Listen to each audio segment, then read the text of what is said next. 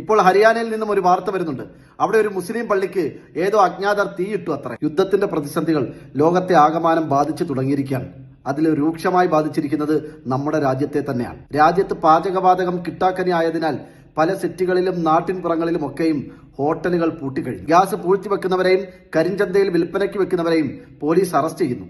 ചില സ്ഥലങ്ങളിൽ കേരളത്തിലെ കൊച്ചിയിലടക്കം ഗ്യാസ് സിലിണ്ടറുകൾ മോഷണം പോയി എന്നുള്ള വാർത്തകളും വരുന്നു. ക്രൂഡ് ഓയിൽ നിറച്ച ഇന്ത്യയുടെ 28ഓളം കപ്പലുകൾ ഇപ്പോഴും ഹോർമുസ് കടലിടുക്കിനടുത്ത് ഇറാന്റെ അനുമതിയും കാത്തു കിടക്കുന്നു. പ്രധാനമന്ത്രി നരേന്ദ്രമോദി നേരിട്ട് ഇറാൻ പ്രസിഡന്റിനെ വിളിച്ച് സംസാരിച്ചെങ്കിലും ഇന്ത്യയുടെ അഭ്യർത്ഥന ഇറാൻ നിരസിച്ചു എന്ന് വാർത്തകളിൽ കാണുന്നു. ഇത്തരത്തിൽ വലിയൊരു പ്രതിസന്ധി രാജ്യം നേരിടുകയാണ്. മതമോ ജാതിയോ ഭാഷയോ ദേശമോ നിറമോ തൊഴിലോ ഒന്നും നോക്കാതെ എല്ലാ മനുഷ്യരെയും ബാധിക്കുന്ന അതിഭയാനകമായ ഒരു പ്രതിസന്ധിയുടെ വക്കത്ത് നിൽക്കുമ്പോഴും നമ്മുടെ നാട്ടിലെ സംഘികൾ ഇപ്പോഴും അവരുടെ കുലത്തൊഴിൽ എടുക്കുന്നതിന്റെ തിരക്കിലാണ്. ഇപ്പോൾ ഹരിയാനയിൽ നിന്നും ഒരു വാർത്ത വരുന്നുണ്ട്.